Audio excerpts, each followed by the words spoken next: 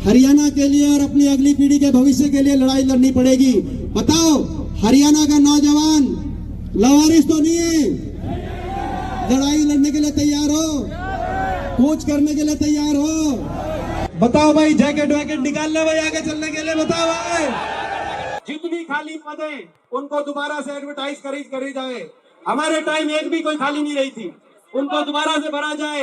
HPSC के chairman को हटाया जाए और सारे जो भर्ती घोटाले इनकी जांच कराई जाए।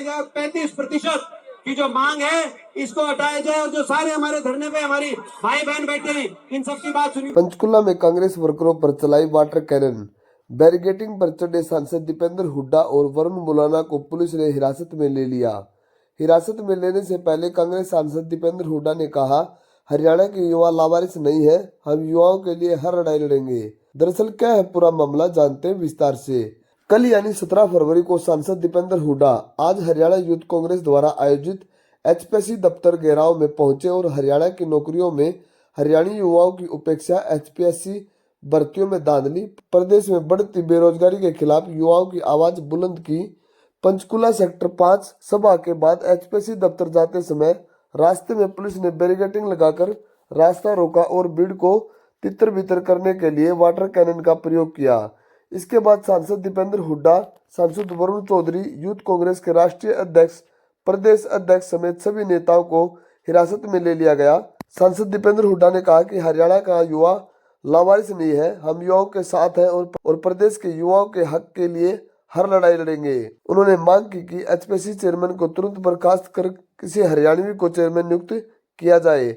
एचपीएससी को भंग करके तमाम भर्ती घोटालों की निष्पक्ष जांच कराकर दोषियों पर कार्रवाई की जाए और 35% न्यूनतम अंक क्राइटेरिया हटाकर एचपीएससी के सारे खाली पदों का दोबारा से विज्ञापन निकाला जाए। दीपेंद्र हुड्डा ने कहा कि हरियाणवी युवाओं के लिए एचपीएससी सिलेक्शन की बजाय रिजेक्शन कमीशन बन चुका है। पिछले 12 साल से बीजेपी सरकार भर्तियों के नाम पर हरियाणा के युवाओं को ठग रही है। एचपीएससी भर्ती घोटाला, पेपर लीक, रिश्वतखोरी और हरियाणा के बाहर के लोगों को हरियाणा की नौकरी देने का अड्डा बन गया है। बीजेपी सरकार हर भर्ती में हरियाणवी युवाओं की अपेक्षा कर रही है और गैर हरियाणवी को नौकरी में प्राथमिकता दे रही है। हरियाणा में या तो ज्यादातर पद खाली रह जाते हैं या बाहर के युवा लग जाते हैं। देश में ऐसा अन्याय कहीं नहीं हो रहा।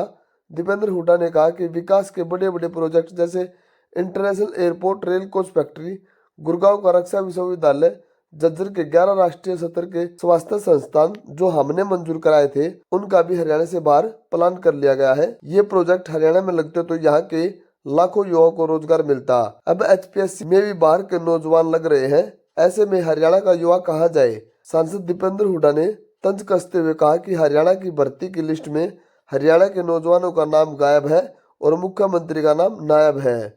उन्होंने आगे कहा कि एचपीएससी द्वारा बाहरी युवाओं के चयन से न केवल स्थानीय युवाओं में निराशा बढ़ रही है, अपितु बाहरी उम्मीदवारों के चयन से हरियाणा का प्रशासन पुंग हो रहा है। सरकारी दफ्तरों में भ्रष्टाचार चरम पर है। हरियाणा देश के 28 प्रदेशों में अकेला ऐसा प्रदेश है जहां एचपीएससी चेयरमैन बाहर से लाकर बनाया गया है। दूसरा ऐसा कोई प्रदेश नहीं है जहां पब्लिक सर्विस कमीशन का चेयरमैन उस प्रदेश की बजाय किसी दूसरे प्रदेश का बनाया गया हो।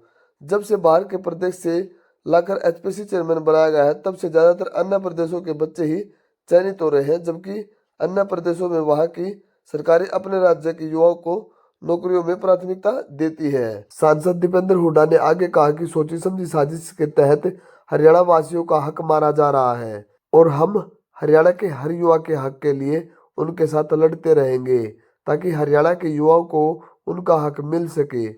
अगर आपको हमारी वीडियो पसंद आती है तो हमारे चैनल को सब्सक्राइब करें और कमेंट बॉक्स में अपनी राय दें और हमारे साथ जुड़े रहे एक और नई खबर के लिए। जय हिंद, जय भारत।